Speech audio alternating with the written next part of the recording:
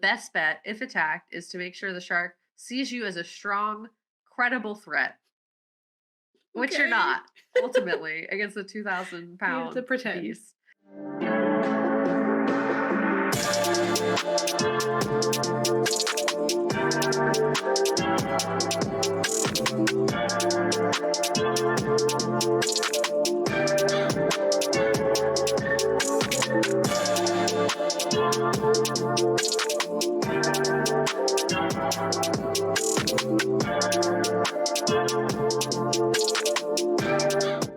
Hi, I'm Shark Cat, And I'm Gabe Statham. And and we're we're the Ghouls the Next ghouls next Door. door. Yes. Talk about spooky stuff. Yeah. It's Like Jason fighting Statham sharks. and Sharkswood. Yes. Yes, we are the Ghouls Next Door. We're talking about spooky stuff. We're talking about killer animals or killer this isn't really gonna happen situations. Yeah, you're not gonna encounter a Meg in the ocean, probably. Nope. Unless you're like doing stuff you should not be doing. Um, don't do that. Yeah, which is, we'll talk about too, but we'll also talk about sharks, which we've talked about the horrors of the ocean in a lot of different ways. I don't know if we've explicitly talked about sharks. I don't think so, yeah. I think in 47 meters down, Oh, there was true. conversation about it because that's what they were encountering, but it was more scary just like, getting the I forget what it's called when you come up too fast. Mm, Or the fact that you get disoriented down there and just like you're not supposed to be down there. And the shark was really kind of just an added nuisance. yeah.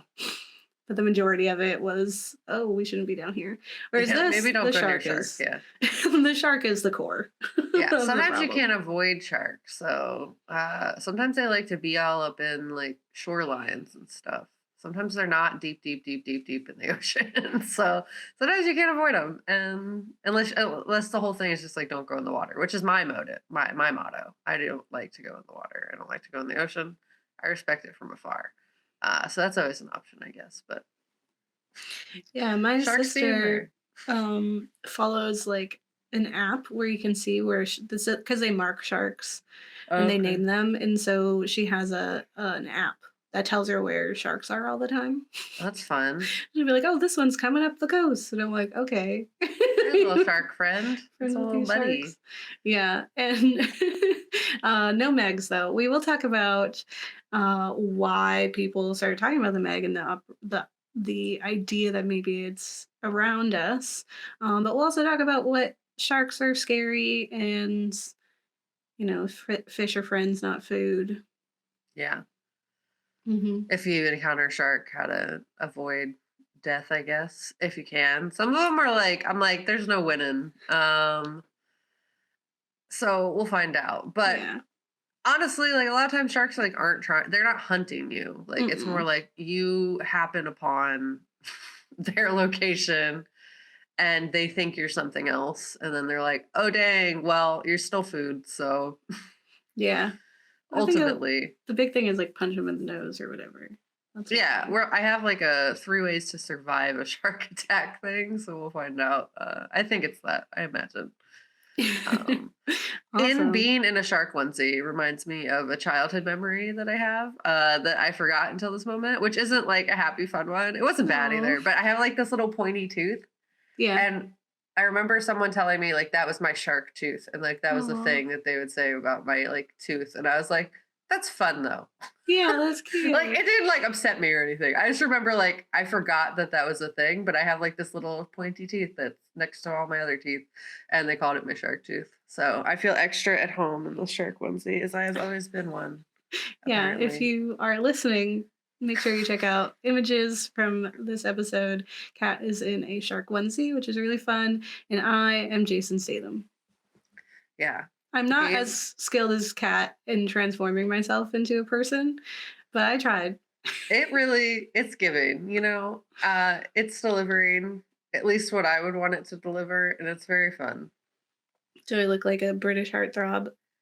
Do I For look a like minute, it really looked like you were bald, and I like didn't understand. And then you showed me like where it cuts off, and I was like, "Oh, okay." I was like, "I know you did not shave your head for this episode, but still, it was pretty convincing for a minute." Yeah, I smile too much for Jason Statham. All the Yeah, pictures you of look him were like, mad. yeah, Well, when you take your photos for the episode, you'll just really do that, I and I won't think ever it'll, smile. yeah. And also, like, something about Jason Statham, and people love it about him, sure, but he just plays this like you could just swap any of his characters out to exist in other films that he Oh, has, and they're the absolutely. same thing. I think the only time I ever really saw, and he's still doing action things, but I found it the most entertaining. I think the best film Jason Statham has done is Crank. I don't think I've seen it. And before I commit to this, let me make sure he is in there. Yes, he is. Crank is this film from 2006 where the whole thing is like something happens where his heart rate, like his adrenaline can't go down. It has to be heightened Okay, consistently or he'll die. So that's he why he's always keeps in the doing, action movies. I see. yeah, Yes. so the whole film is him doing really absurd things, but he's like a moderately regular guy and he's just putting himself into some really absurd crazy situations to Mm. like keep the heart going, and there's like 7 movies made from that. It was like it wasn't 7, but it's like 3, which is a crazy thing for Amount for such a that one plot premise. line. Yeah. Yeah, where he just keeps needing to restart his heart and be adrenaline, and that was fun because it's actually like funny. Yeah, and And he's more just it's like a regular dude instead of like, for some reason, this man can fight real good, and we were given very little context as for why.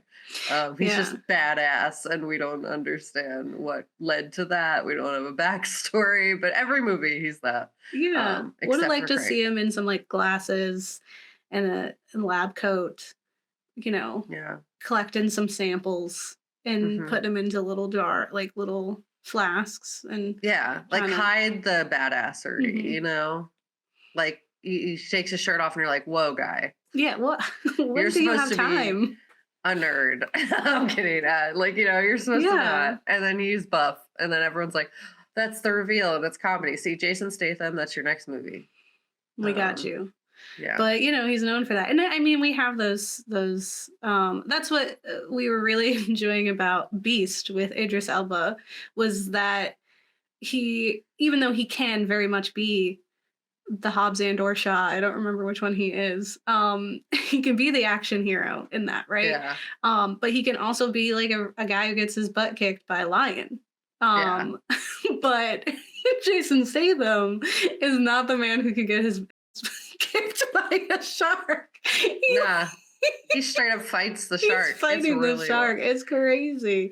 yeah, And it's very like silly. no fear. Like he really was just like, yeah, I'm gonna get on this jet ski and I'm gonna He's like, fire these things at I'm him. the only man for the job. Everyone else is too scared to fight this giant, ancient Jurassic or This Mesozoic dinosaur. era dinosaur shark. Like, it's me. I am the only one.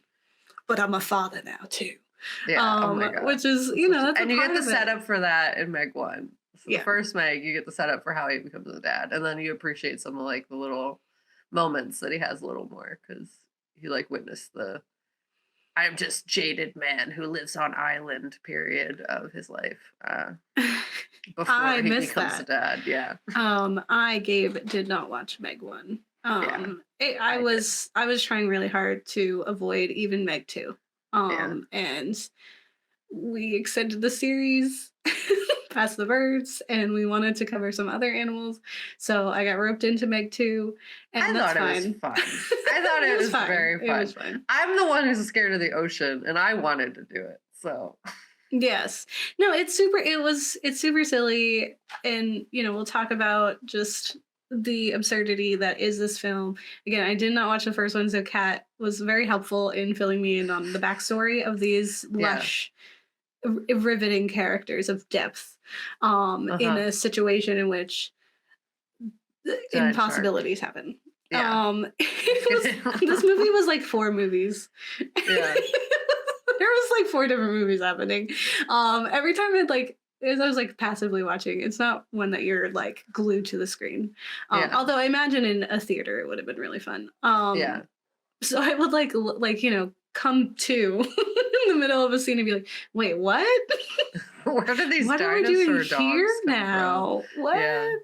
What? Um, yeah, and that was pretty fun. Yeah, what a time. But yeah, good job, Jason. Doing. I feel like he was having fun with it, and that's my favorite thing. Is Yeah. when people are having fun making the movie. If it's too Yeah. serious and people are rude, then I don't want to do it. Yeah. Everyone looked like they were having a good time. Yeah. Well, let's talk about the Meg 2. Let me tell you what it's about. It's from 2023. It's brand new. It is a sequel to Meg. And it's like always all capitals and stuff. Hmm. It's about a research team. Oh, I'm sorry. A research team encounters multiple threats while exploring the depths of the ocean, including a malevolent mining operation directed by Ben Wheatley. It's my attempt at being Jason. He's got more of a rugged voice than I can do. Yeah, I thought it was Um, good. I Thank enjoyed the you. excuse me before you let into it. It really added Oh, to the sorry. experience. I gotta put my voice back on. Let me put on my Jason. Um, all right. So So that was as good. it is, thanks. As it is, we first see Jason Statham, um, in essentially what I'm wearing. He's in a black turtleneck. He loves a black turtleneck. He wears them Yeah. well. Hmm. I appreciate it because I didn't have to do anything to my breasts. You wouldn't even know that I have them. It's pretty fun. Um, Yes, so, but it does well it's for a good look. his. But he's on like a ship and he's gotten word some mischievous, terrible things are happening. They're dumping chemicals into the ocean to get Yeah. rid of from various plants, right? And that's not a far-fetched thing from what happens in reality. There's Hmm. even wasn't there like a Family Guy episode about it? There's people talk about it all the time, right? Yeah, We people just love to dump stuff in the ocean. That's a big thing. That's why Mhm, so much bad stuff's happening. yeah, listen to Yeah. our episode on the bay. That'll tell you about it, and it'll also make Yeah. you afraid to go to the bay Yeah. because it's dangerous, And gross. and it's getting increasingly more dangerous. So Yeah. he is this hero for the world, for nature, and sabotages their whole thing and gets into trouble. And this is my introduction to this character of like, I wish he existed. Yeah. I He's wish out that there guy existed. punching polluters. Yeah. That'd be great. It's just like the anti-poachers from Beast. Like I'm Hmm. here for it. And then we get him reconnected with his team from the first one, and there's a plan to go do another subterranean exploration. Yes. Because Kat, you'll have to fill me in. In the first one, they're diving down there. They encounter the megalodons, but the thing that keeps them down there and all the other critters is some Yeah, barrier. there's like this thing that is a barrier for the Mariana Trench, I think is what it is. Hmm. And there's like it's like chemicals. It's like chemical barrier that makes it so like you can't really pass through it. So they had to build a very special kind of spacecraft. And like they didn't even in the first movie they didn't even know you could do that. Like that was like the whole thing. It's like the big deal is that they went through it and it was a big scientific discovery. Is that it kept going underneath of that. So they invent this not space, it's like space though, subterranean vehicle that can go underwater. There's this really annoying rich guy who funds it that's played by Dwight from The Office. Oh. Um, and they go underneath of it and they only see one Meg. They don't know that there's two, they're a bunch. There's Hmm. only one Meg, it's only one big shark. And they realize that when they go under there, something attacks them. And similarly, that we've experienced in the first one, like they don't know how to, or the second one, they don't know how to deal with that. Like they're like, oh no, we're getting attacked. Where that's why in the second one they had all those protective equipment-y things. Hmm. So they go down underneath and then essentially get attacked by a Meg or giant squid or whatever else dangerous thing is down there. And then Jason Statham has to go rescue them. But when they come back up, they create a hole in the area because they've like disrupted the chemicals. So the hole is open long enough for stuff to get out, and that's how the Meg gets out. Gotcha. And the big So explosion that we see is what makes it so more than one thing can get out, which is big spoilers, and I'm sorry. that's okay. But it's scientifically relevant to this moment. It is. And the girl shark that the undying uncle is training, is that a Hmm. Meg? Yeah, it's a baby Meg. It's a baby Meg that they raised to be Big Meg. Okay. So essentially, when the Meg got out, they didn't realize there were like more than one shark. So basically, they went down there and they took a baby and brought it up to up parts, even Sure. though why? But they're the good guys. Yeah. Cool. So that's Yes. so that brings us to what's happening in the Meg, which is they have raised this Meg in captivity, and have trained her, and the undying uncle of like our the T. I call him the undying uncle because there were so many times when he should have died, and they made it like he did, and then he didn't die. Yeah. And And I was thankful for it because I didn't want him to die, but it was very ridiculous. yeah, it was just like how many times like it got silly to, and I always think of oh, the nice guys. I was gonna say the good guys, but the nice guys with Ryan Gosling, and there's like a part where he like falls off of a roof, and he encounters his partner. He's just like, I don't think I can die, because he's like the whole movie crazy things have happened to him, and he hasn't died. And so when that absurd thing happens, so whenever in a movie someone does that, that's I just think that like I don't think I can die. Yeah. It's very funny. And so that's what I felt for him every time. It was just like I wanted him to have a moment where he's like, I think I'm invincible. Because Yeah. I think that would have made it a little less like it would have been tongue in cheek and like funnier for them to acknowledge that this is absurd. Yeah. That he Um, keeps living through these ridiculous situations. yeah, or if Jason Statham was just like, I'm not gonna mourn you anymore, like Yeah. like I'm done worrying Yeah. about you being dead. Yeah. And instead was like, like this is foolish. That would have been cool. That would have been cool. But he wants to go down there, and he's created this very mobile and powerful deep sea diving suit. Because usually you get the really big clunky ones. At times this movie felt like Underwater Uh with huh. Yeah. Kristen Stewart, and then Soma, Hmm. the horror video game. But those are constricted by like the suits are very big and bulky and slow because you're fighting an immense amount of pressure Yeah. to get through that. And so his is more flexible, and he can like kick really strong, and they can Yeah. move pretty quickly. And I was He's like, strong. okay, okay, Yeah. Yeah. okay, Suspend fiction world. disbelief. It's fun. Yeah, like I thought I was just gonna have to do it for like the big shark, but Yeah. also technology. Yeah. Also the submarines, the submersibles that they have are uh also really quick and cool and have all kinds of windows on them. Hmm. Um little gizmos and gadgets. They look like any old spaceship or something. Yeah. As opposed to what would be more practical to especially go down as so far into the Mariana Trench that we've never been there before. Yeah. And that has possibly preserved this prehistoric, like, Yeah. not only the animal, but like plant life and environment. It's pretty Yeah, far that could down. definitely kill you. It's stuff that humans have not been exposed to for reasons, and we do not have the immune system to protect against. Um, Let's go and it's poke not around. safe. Just even like having that water touch you, like I am allergic to so much stuff just that exists here. I would immediately explode. I feel like I don't Mhm. even understand how they touched that water and were fine. It doesn't make any sense. It's filled with parasites, microscopic parasites. It's Yes, fine. it's true. We learned before this expedition that a lot of the stuff is being funded and it's very exciting by this one company led by this woman, and it's like ooh, they got funding, which is a big deal, honestly, big deal Hmm. for any marine science situation.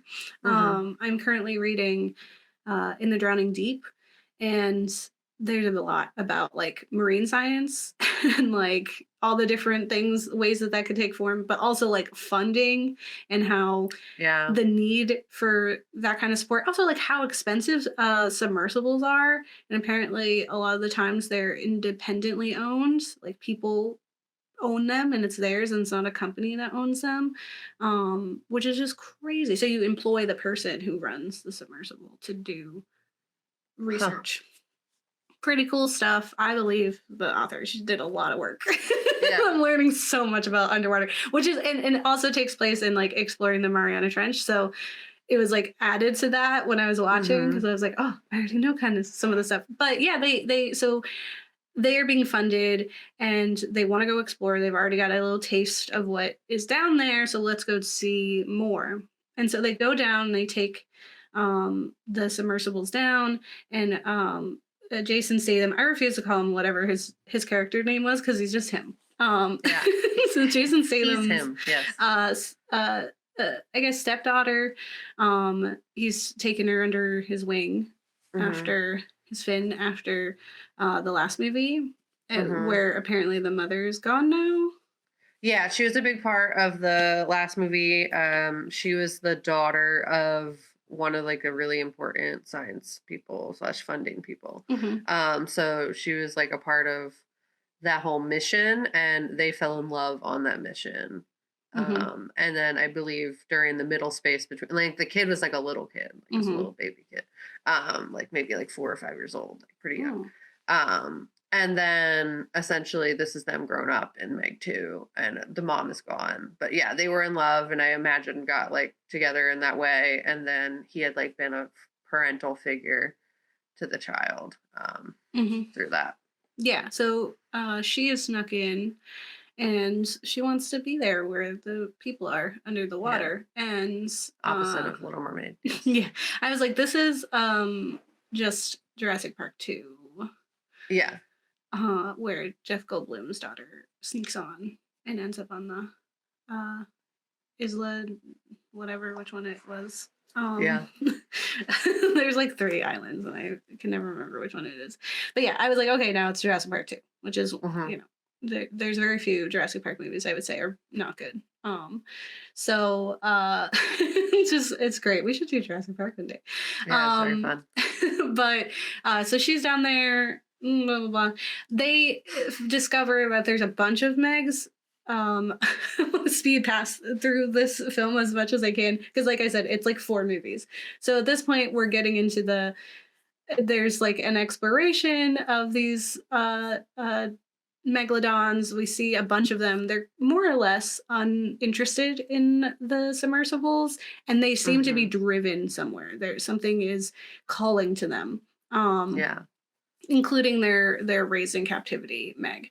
Yeah. This was giving How to Train Your Dragon. I don't remember which one it was, but the one where they all flock to the dragon island, and there was like the big dragon that was calling them, Hmm. and Toothless couldn't help it. He ended Yeah. up over there. Um, for anyone who is an avid How to Train Your Dragon fan, it's a very cute film series. Everyone should watch it. And so they're down there, and then they encounter there is a mining operation happening in the Mariana Trench down below, and it is led by the people who are funding them. So it's like something Yes. tricky is happening here.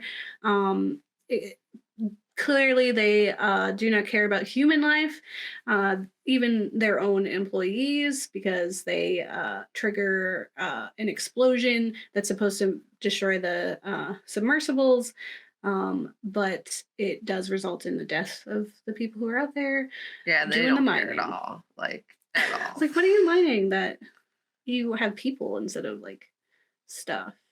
Yeah. That scene was giving that one time we watched the movie about the um avalanche. Mm. um Yes. and then or well, no, was it a wave? Was it a tsunami, or was I it an don't know. avalanche? It was like Swedish or something. Oh, that was the wave. Yeah. Okay, cool. Yeah. Again, giving lots of movies. And then they barely make it out. You think Uncle died, he didn't die, he can't die. He's impenetrable. And as they're escaping, there is this big explosion that happens, that is, as Kat alluded to before, it causes a bunch of holes to erupt in that very flimsy chemical surface that was keeping the megalodons away from the rest of Everybody. people, Yeah. including all the other critters that are down there that were also preserved, Yeah. and are scary. Like the Kraken, essentially. Yeah. And like these little like dinosaur water dogs that are like really creepy and can just be on land too. It's like a whole thing. Yeah, it was like a Demodogs from Yeah. Stranger Things. And so they Yes. escape to the surface and they're like, uh-oh, now there's a bunch of animals, big dinosaurs, beings out in the world, and they're coming Yes. after people. And you're Yeah. like, oh no, They're like food. and they're heading to, what was it, like Happy Island or Yeah, it something? was something It's silly. Fun Islands. I think it was Fun Yeah. Islands, which is this place where it's like a resort island, and it's just Hmm. full of people who are like, I'm having the best time of my life. This is great. Yeah. We're all outside in the water. I find that so much pressure, you know? You have to have fun at Fun Island, rude. That's why I don't like holidays. You know? Like I just want to feel what I'm gonna feel, you know? Right. So I Well, feel like Fun Island wouldn't be fun for me, is the moral of that story. there is like the one guy who's like super rude and gross, who's like a Yeah. tourist there, and he's rude and gross, and he makes the island less fun for the other people who are there. Hmm. So you can still have different emotions. This is why you should just watch The rich The people. Lotus, White White Lotus. Lotus. Yeah. Thank you. You should just watch White Lotus if you want to see places that Rich should people be be fun and they're gross. not fun. Yeah. They're fake fun. Yeah. Anyway, so the they rush to Fun Island, and then it's just a bunch of really funny things. At the same time, we unearth the traitor amongst their midst at the base, who like sabotage their rescue submersible and is in cahoots with the evil femme boss, and also is dating the evil guy who blew up the thing. That to me, I was like, she doesn't need to do that. She could just work with Yeah. him. Yeah. I hate like that. That was my very least favorite thing about the whole thing. Like everything else, I was like, it's fine. You can be cliche. That was just stupid. I was like, for what? What does that give us? As soon Hmm. as they embraced, I was like, ugh, ugh. She can't just be in cahoots with a guy because Yeah. She can't she just be couldn't do that. evil. Yeah, Yeah. she can just do that and like know that he could supply her with things, and he wouldn't just do it for money. Yeah. No, she has to be corrupted. I'm rolling my eyes for the listeners. Because I think that's gross. Anyway, Yeah. and it gets real, it's super silly. It's very action packed. It's a lot of, silly CGI monsters, big sharks. It goes on for forever.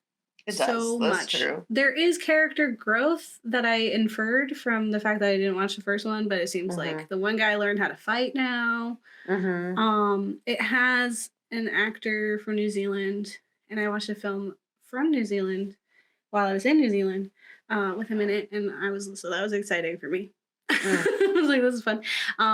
And yeah, there's also some continuity errors. There's like a part where he has like three, um, I don't know what they're called, but like he Harpoons. that harpoons, explode. thank you. He has like explodey harpoons that he's going to shoot at the three big megalodons. Hmm. And when he's out there, he shoots two of them, and then at the end, he had two again. I was like, wait. So there's like little things like that, but there's just like absurd scenes where he just like hops on a jet ski and he was like, all right, I'm gonna go Fight the shark. harpoon these Yeah. sharks. And it's just a lot. It's very consistent and it keeps going. Like every time you think the character is gonna die, they don't. And it's all fun. It's silly. It's got some comedy in there. People have rapport with each other. Hmm. The girl keeps getting herself into trouble because she keeps trying to save people, and that's cute. Hmm. And there's no real science going on, and that's lovely. Yeah. I will say they It's do like befriend. They hold true that the Meg raised in captivity is still nice to them, which is like, mm, let's not let's not make it like raising animals in captivity, especially ocean aquatic animals, is good. let's not do Yeah. that because it's not good. Although I don't know about sharks. I don't know how smart they are in comparison to the whales and Yeah. dolphins. That's fair. I don't know if any of my research indicated that either. It's mostly just like how much they hurt. Hmm. Oh, wait, Or before you go into yours, yeah. I saw an article that was like the real story behind the Meg and why Okay. people were why possibly uh it's like been brought up and people are thinking about them as being here. And it's Hmm. because in 1918 there were fishermen in deep water near the Broughton Islands in New South Wales, Australia.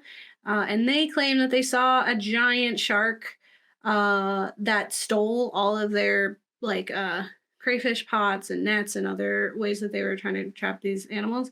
And they said that it was over 100 feet tall and they dubbed it the Lord of the Deep.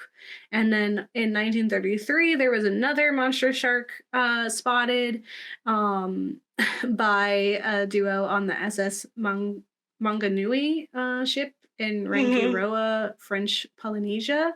Yeah. And they it's been discredited they think it was a whale shark, but people are like, there are these huge, gigantic sharks that don't make any sense. And then recently, a video from 2016 showed footage of a shark they thought was 50 feet in length. And so they thought the Meg was back, but it was just a sleeper shark, and it was not anywhere near as big as people thought. But this idea of like, it's always there and Yeah. it's just a matter because it's like as much as we have fisher people out on the sea, right? Yeah. And they're doing what they do. There's still like so much more ocean and Yeah. water and potential that we're just never gonna see. And like, Most of the ocean is so deep that we can't go there. yeah, yeah. Like we don't have the technology to be down there. It's like 40%, I think. Like it's a big number. Like it's most of the ocean we're like not able to go, and like it goes real deep, and there's like a line where any the size rules that apply to people above a certain relative gravity Hmm. don't have to apply, so they could literally be the kaiju like size things, Hmm. Yeah, they could be for what we know huge. about science specifically. Also, thinking about it, they'd have to be like pretty strong. Like, I imagine anything that has to exist under that immense pressure. Like you're fighting Yeah, against gravity. gravity so much harder than we do. Like that's why like again in the Drowning Deep, such a great book because she'd be fighting. There's like mermaids, right? But they're like Yeah, so strong because they're down there fighting like just to exist in a place that is so oppressive that you have to get strong. So yeah. And another like there's like so much down there that just like doesn't make sense also. Like there's mhm, like creatures that exist down there that like don't use the sun for energy, so like they use different heat sources, so, like volcanic eruptions and stuff, and like they're just so different than anything we have up here that it's like genuinely fascinating and terrifying at the same time. yeah, what you do to um survive. But tell and me they look about like the little things. aliens. They look like aliens. Yeah, I love They could it. be, we don't know. Tell me about sharks that we should be afraid of because they are definitely Yeah. real. Megalodon was technically real. They just Yeah. never found a full skeleton. But yes, absolutely. They're not like in there right now. Like no one's fighting a Meg. That's not something like you need to fear. Like that's not going to happen. They went extinct like 3.5 million years ago. So yes. So a list of sharks that are considered the most aggressive in the world, and that you should probably be a little scared of, and maybe motivate you to not go in the ocean as much. Maybe we'll find out. The short list is that from least deadly to most deadly is short fin mako shark, great hammerhead shark, sand shark, black tip shark, bull shark, tiger shark, and then great white shark being the most. Ouch. Classic Um, Jaws. yeah, so we start at the least deadly. We have the short fin mako shark. It has 9 recorded attacks on humans with 1 fatality. Is 10 feet in length, 300 pounds. They use different to other sharks is they don't use like the signals. they Mm-hmm. don't they don't see them like that. They use smell, hearing, and vision specifically to hunt. They have like these giant, terrifying eyes. Mm-hmm. Um, And the short-fin mako largely hunts by getting below their prey and looking up so as not to be seen, with the strongest shark bite ever recorded is roughly 3,000 pounds of force or 13,000 newtons. Most prey never has a chance. The bite was also the second most powerful of any animal on Earth, with the first being the crocodile. This comes from seven most aggressive animals in the world from A to Z animals, just so you know where I'm getting this information. Um, Next in line is the great hammerhead shark. The great hammerheads have 16 attack on humans for records with no fatalities. They're located in the waters of Gulf of Mexico and Atlantic coast of Florida. So, Gabe, you might have been near them at one point. Probably. They're 15 to 20 feet in length and about 500 pounds. Much heavier ones at double the weight have been documented, but are rare. As the great hammerheads hunt, they move their heads back and forth to scan the ocean floor for electrical signals. As I said, they use like signals to see. Mhm. Given off by stingrays, a favorite prey that may be buried. The stingray's venom seems to have no effect on the species. And essentially, they like to feed at the bottom of the ocean floor. Um, the adults are rarely hunted, but their main predator is a killer whale who do eat the hammerhead sharks. And there's a bunch of different species of hammerhead sharks too, with only some of them being deadly. Hmm. Next is the sand shark. They have 36 attacks on humans, no fatalities. They are often spotted near the ocean floor. Their name is derived from the fact that they migrate towards shorelines and are often seen by surfers. So they like to be like near the sand. Yeah, Um, like they stingrays. they're located in all warm waters throughout the world. So if you have warm waters, that shark's probably there. They have various species, but most are 15 feet long and weigh about 600 pounds. Their hunting habits are quite unique. Sand sharks are collect air in their stomach from above the surface and become buoyant, and the buoyancy allows the sand sharks to sit virtually completely still and approach prey undetected. Undetected, the 15-foot, 600-pound being Yeah, sneaks up on you. I just know. I can't get yeah. over that. Yeah, but they can also detect electrical currents produced by prey with electroreceptors in their snouts. So lots of sharks use that. They're It's robots. the short fin that doesn't. It only smells and sees with their eyes. Fourth is a black tip shark. There's 41 attacks on humans with no fatalities from this one, located in the Gulf of Mexico as well as from Virginia through Florida waters, as well as many other places in the world. They are 5 feet long and 55 pounds, while shorter or smaller than the other sharks listed. They are still pretty aggressive. When they feel threatened, they actually have like a recorded thing that they do. So they swim straight towards the threat, abruptly turning away and rolling to its side, lowering its pectoral fins. It tilts its head and tail upwards and makes sideways biting motions. So it's like it flips on its side and goes. Uh, so the entire behavioral show takes about 30 seconds. So you don't have a lot of time to like recognize that this is taking place. Uh, Past like just being like, oh god, a shark. yeah. Let me know which one it is. Yeah. There are a bunch of attacks recorded, but no fatalities. So essentially 41, but no one got them. And there's another one, the black tip reef shark is also listed with 14 human attacks, but no fatalities. It's like a different species of that same shark. Hmm. Bull sharks, number three, has a recorded 117 recorded human attacks with 25 fatalities. Who are these Location, people getting away? That's I don't know. crazy. They're gigantic. It's really crazy. So these exist on the eastern coast of the United States and the Gulf of Mexico. They are extremely aggressive and can also be found in fresh water, which has given them more access to humans. The males are 7 feet in length. The females are 11 feet in length, and they range from 200 to 500 pounds sharks. The ladies be killing it. Honestly, a lot of animal species, like, they be killing it. So I don't know Yeah. where all this misogyny comes from because the animal kingdom does not represent that within their ranks. Um, the jaw Big lady strength, smash. yeah, oh my God, like exactly. The jaw strength of the bull shark is formidable, having a 6,000 Newton bite force. of around 100 because numbers are hard, pounds of force. So humans have from 247 to 292 pounds of bite force. So that's a bunch more than us. They don't have an appetite for humans, but if they do attack, they normally break away after realizing it's not their normal prey. That's why you do have fatalities because their teeth are really sharp and ouch. But like they're Yeah. not looking for you. You know what I That's why mean? some Like of they're the like, oh, survivors. ew, human, gross. Ew, Yeah. ew, Yeah. salty But they don't know that you're not. So they until they've try. bitten you. Yeah, and then they're like, ugh, tastes Oh. gross. I don't like people taste. Yeah, exactly. It's like the cat when they smell something gross. Yeah. So number 2 is tiger sharks. Tiger sharks have 138 attacks on humans with 36 fatalities. They could be called the ocean trash can, is what this article says, and that tiger sharks eat almost anything, living or not.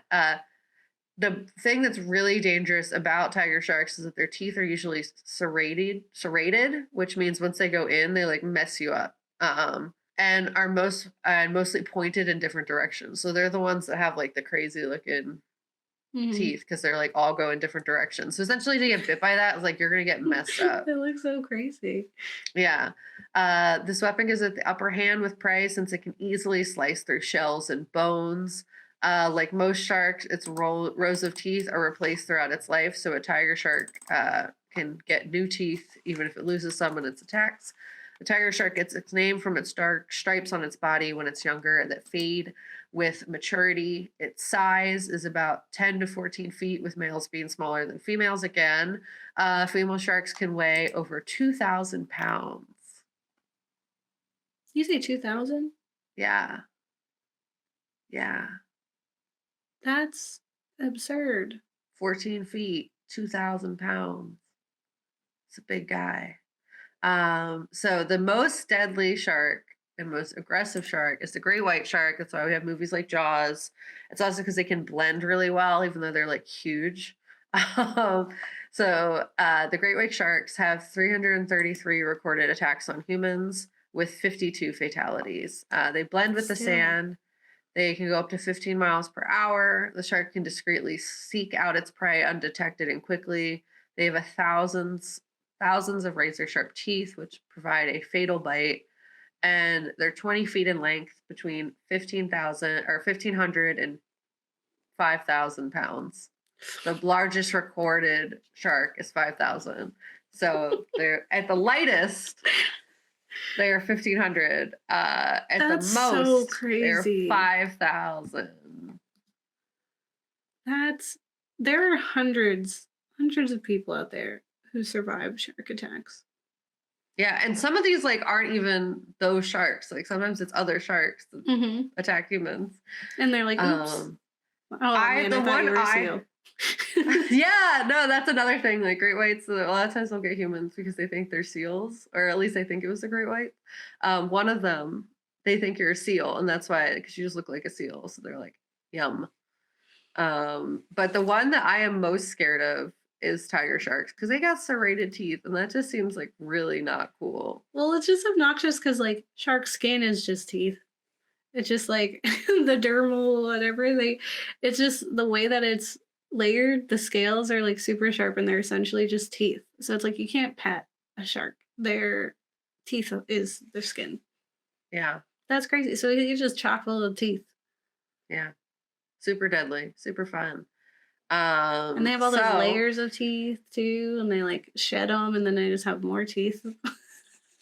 Sharks, like what a cruel, like decision to make sharks. Like that is a prank. That's a prank on humans. yeah, well, the megalodon apparently is one of the biggest sharks, and it did probably exist. Just so you know. Hmm. Essentially, the fossils that have been found, they've never made a full one. But the biggest, scariest thing about Meg is that their teeth are like super gigantic, and that's upsetting. They've been they're believed to be at least 49 feet long.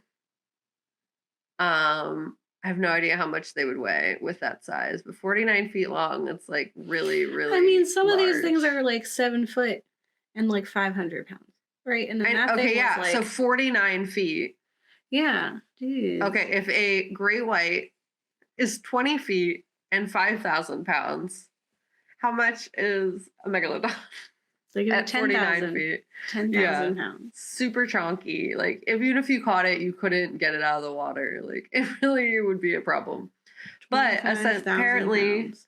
scientists have found a new clue to what led to the megalodon's demise from CNN. So, through the analyzation of fossilized megalodon teeth, scientists have discovered that the extinct shark was partially warm blooded, which is very different than a lot of other sharks who are cold blooded, with a body temperature around 7 degrees Celsius. 12.6 degrees Fahrenheit warmer than the estimated seawater temperatures at the time. So, according to a study published on the National Academy of Sciences, they found that the megalodon had body temperature significantly elevated compared to other sharks, consistent with it having a degree of internal heat production as modern warm blooded endothermic animals do. This is from the study co author Robert Eagle, professor of marine science and geobiology at UCLA. The Would, findings, oh, would, sorry, go ahead. well, would that mean that living all the way down there where it's like super cold would not be really good for them? Like maybe they don't exist down there because of that? That sounds accurate to me. I'm not a scientist, but I don't understand how warm blooded, cold blooded works. essentially, it what this indicates is that they have the ability to like regulate their own temperature outside of what the external temperature of the ocean would provide. Okay. So So maybe it they means could. like maybe they could live somewhere colder because they have internal heat, so that they wouldn't freeze. But I'm not sure. Hmm. So the findings suggest that distinct trait played a key role in the ancient predator's terrifying size and eventual disappearance. So the reason they're so big is because they have that internal heat. Um, the largest apex marine predator of the Mesozoic area went extinct about 3.6 million years ago, which is the megalodon. Scientists had previously theorized that megalodons were warm blooded, but this is the first time they were able to find like actual evidence of that. They basically studied the fossil and were able to figure out that that is what was actually taking place. That's crazy that just from like old teeth, they're able to be like, Yeah. yeah, they had warm blood. Yeah. So, like the modern great white and mako sharks, megalodons are regionally endothermic. So, apparently, Gracie, I take that back. See, that's why I'm not a scientist, because apparently, great white and mako sharks are also regionally endothermic, which means they provide internal heat. So, Hmm. they had the ability to regulate temperature in certain parts of the body. And according to the study, uh, this is true for the megalodon in addition to great whites and mako sharks. In contrast, the body temperatures of other cold blooded apex predators are regulated by the temperature of the water around them. So essentially, the shark can decide where it wants to go. Okay. Being warm blooded may have been one of the key drivers in fueling megalodon's massive size and overall like prowess as predators, according to a study at DePaul University in Chicago. The large body promotes efficiency in prey capture and wider spatial coverage, but it requires a lot more energy to maintain. Its giant teeth was likely used to feed on marine mammals such as cetaceans and pinnipeds Hmm. based on fossil records, but the new study is consistent with the idea that the evolution of warm bloodedness was a gateway for gigantism in megalodon like species to keep up with the high metabolic demand. Because they were warm blooded, though, this animal required a lot of feeding to keep up with that much energy, as well as to like be able to regulate its body temperature. So when like the world started to change and the temperature started to get colder, it was a lot harder for them to regulate their temperature internally, Hmm. because it required a lot more feeding. And to do that, you would need more animals to be able to survive those temperatures, so that they could be eaten. Hmm. So essentially, the warm bloodedness created a vulnerability for them because they needed such a high food intake to maintain their metabolism. And since the marine ecosystem was cooling, this is not maintainable for the megalodon, which is what likely led to their extinction. Compared to That's other rough, apex buddy. predators, megalodons were much larger, and therefore much more vulnerable to changes in populations of prey. And essentially, They're too this is big what to led succeed, you know? to their demise, essentially. So essentially, you don't want to get too big because that's going to be a problem for the sharks. Another thing that like was interesting is that like the megalodon, they don't have a completed skeleton for it. So like they don't even know like that's exactly what it looked like. It's kind of like when you see like dinosaur skeletons, like they don't know what a T-Rex actually looked like. They could have been dragons, like we don't know, because they don't know that for a fact that like the skeleton is what it's actually predicted to be. So you're never going to ever in your life meet a megalodon, but you might meet a shark. So I'm also going to give you some little facts on how to survive a shark attack, which we get from WikiHow. Oh, What good. Yeah, there was like a more serious one, and I was like, WikiHow's just way more fun. So we're gonna go with WikiHow because like you're probably not gonna actually fight a shark, but I'm sure it's like You're not somewhat coming accurate. to us to survive them. Yeah, exactly. So there's a few methods to how to survive a shark. Method one is playing defense. So they say number one, do not take your eyes off the shark. Sharks have several different attack methods. Sometimes they swim right up and charge. Sometimes they circle a while before lunging. And sometimes they sneak up from behind for a surprise attack. To be able to defend yourself against the shark, you must know where it is. So make every effort to keep your eyes on the shark. If there's more than one, I don't know what to tell you. So number two, stay calm and do not make sudden movements. When you first spot the shark, chances are it will swim away without bothering you. You're not its intended food. You cannot outswim a shark either. They're super fast. So the best thing you can do is just try to stay calm and not to like splash. Like that's something that they did a lot in the Meg is like when anyone put on like the motors of the boats, that meant the Meg Mhm. knew where they were because they can spot the movement. Because they don't know what you are. They just see that you're moving and that you could be food. Mhm. So essentially, they say move as slowly as you can so that you do not attract attention to yourself. Yeah, And then no number, flailing. yeah, absolutely not. You want to stay as still as possible, even if that means you have to sink a little bit, which is terrifying. So getting into a defensive position is the last thing of playing defense method. If you cannot get out of the water right away, try to reduce the shark's possible The attack. shacks. Yeah, Reduce sometimes the they, shacks. yeah, get an accent. You want to reduce the shark's possible angles of attack. So if you are in shallow enough water, keep your feet on the ground, slowly back up against a reef, playing a rock outcropping of solid obstruction, make it so that the shark can't get a good bite of you. Hmm. If you're diving near the shore, you may need to descend to find cover, like go deeper. You essentially just want to get behind something so that either you have one angle of the shark so you can see it, or you can like kind of like have something in the way or blockable from your body to get away from it. So, number two method, fighting the shark. They say if you have to fight a shark, you want to hit the shark in the face or the gills. The best bet, if attacked, is to make sure the shark sees you as a strong, credible threat, which you're Okay. not ultimately against a 2,000 You have to pound pretend. beast. But you have to pretend. You got to have the confidence. So, usually, a hard blow to the shark's gills, eyes, or snout, even if it's the end of its nose, will cause it to retreat because it's like, I don't want no smoke, you know? I'm Mhm. going to let this human go because it's a tough human. It's too much So, work.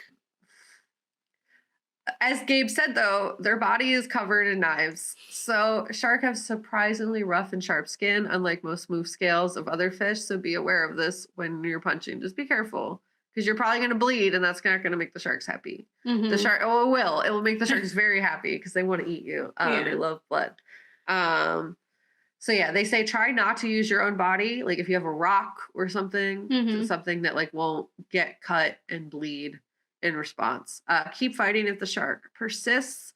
Keep hitting. You know, honestly, if it's the choice between getting eaten and bleeding a little, obviously the better choice is to punch and kick as much as you can to You're get out probably of the losing a water. limb anyway, so Yeah. So method three is escaping and getting help. The biggest thing that they say is get out of the water. yeah. Do not stay in the water. They are better at being in the water than you because They that's their love it. home. That's they You exist strolled only up there. in you strolled up in their home and they're like, "Why are you here?" You So look like a treat. yeah. And then they say, obviously, get medical attention. So, like, escape and go to a doctor, mental and physical, just to make sure, Yeah. like, you're cool. Yeah, the crossover from the Beast episode is you still need counseling. Yeah, because, like, fighting a shark is going to be traumatic, especially because, like, they got knives for bodies. So, like, you really have to be careful. It's not something you can just punch and be like, I'm cool. Like, you're going to mess up your hand by punching them. So, you really have to think strategically. And my advice from one ghoul to you is to just not go in the water. Just don't go in there. It's not for you. We were land creatures. Right. So we should stay on land, just so you know. Yeah. But also when you're learning about the shark attacks, there was like, hundreds of shark attacks, but there are thousands, tens of thousands of people who go into the ocean every day. And they I don't don't get like those bit by a odds, shark. Gabe. I don't like those odds. It's very slim. It's very rare. The amount of illnesses that I have, they're like 1 in a million. You know what I mean? It's Yeah. just like, it's me. Yeah. I'm a treat for the shark. The shark knows. It senses my weakness. I have no desire. Or if it's not the shark, it's like anything else that's in the ocean. Yeah. Flesh-eating bacteria, sure. Jellyfish, sure. Stingrays. Absolutely. There are Like, two. why would I Whatever. even go in there? It just seems so silly. I love the ocean. That's where I live. Yeah. Well, like in Florida, of all places, too, when you were younger. Like, at one point, you went in the ocean in Florida, I assume. Oh, all the time. Yeah. So that's where most of them are. Yeah. They love it fine. there. They don't care. It's like, it really, I mean, with the climate change and with what we do to the oceans, it does bring them in closer. It does disrupt their usual prey and like access to food, which is why it will probably escalate in the coming years. But for the most part, like you said, sharks don't really have an interest in people. Like, we are not their favorite meal. It's No. like we'll make do, or they try us out and they're like, oh, a little gamey for me. Yeah, just, spit them out. I just imagine we don't taste very good. We're full of chemicals all the time. Yeah. And well, I guess they're probably full of chemicals too now. But yeah, I think what we find in most of the animals that we've been covering is the majority of them don't really care for humans. We are not at all. Yeah, their idea. Like, we're not on their list of things to consume, like their main prey. So they're like, oh, ew. Oops. That was an accident. I didn't want that. I just more so wanted to see what it was. And now I'm like, I didn't need it. It's like, oh. Yeah. They have to like eat a few seals to wash out the human. Yeah, wash out the human. A little aperitif. Yeah. Some jellyfish or something. I don't know. Yeah. Well, thank you, Kat. That was very helpful. Yeah. The biggest advice is just don't go in there. Especially like, okay, I am way more about scientifically exploring the own ocean that we have here before going to space. Because, like, you might as well see what's down here before we go up there. But it's not going to be me. And I don't think, like, you have to really want to. Yeah. To want to go down there. And for that, I honor that for you. But for, like, lots of people, I just think we shouldn't be going in there. That's where I'm at with the ocean. I like watching the documentaries, though. So someone has to keep going. So you can keep on to get going. that footage. How are we going to befriend the octopus if we're not down there? Yeah, I think it all comes down to respect, and if what we're down there for. When people are going down there to just see how things work, absolutely. If you're just figuring it out, if you're just like trying to help and support and kind of rebuild the coral reef, like those kinds of things, absolutely. And if you're going down there with respect, going out there with respect, then yeah. And again, it's very rare that they're gonna encounter you in any way. So if we're not going down the Mariana Trench and mining for crazy resources and polluting the ocean in all these horrible ways, odds are it'll continue to be chill, or as chill as it can. It all really goes down to respect. Yeah. Mother Nature is going to do what it's going to do. Yeah. And that's how going to keep doing it. Yeah. And we're going to be here, maybe. We'll find out. Maybe. Excellent. So that was our Meg 2 episode. I hope you enjoyed it. Let us know how you feel about Meg and Meg 2 and just overall Jason Statham action flicks. Let me know Mhm, which one is Hobbs and which one is Shaw. mhm. I don't know. Um, and we will continue to bring you killer animals throughout this series, and then Yep. we'll pivot into something in the new year. So we hope you're enjoying it. Let us know how you feel about sharks. Do you hang out with them? Do you have friends that are sharks? Yeah. All right. Bye. Bye.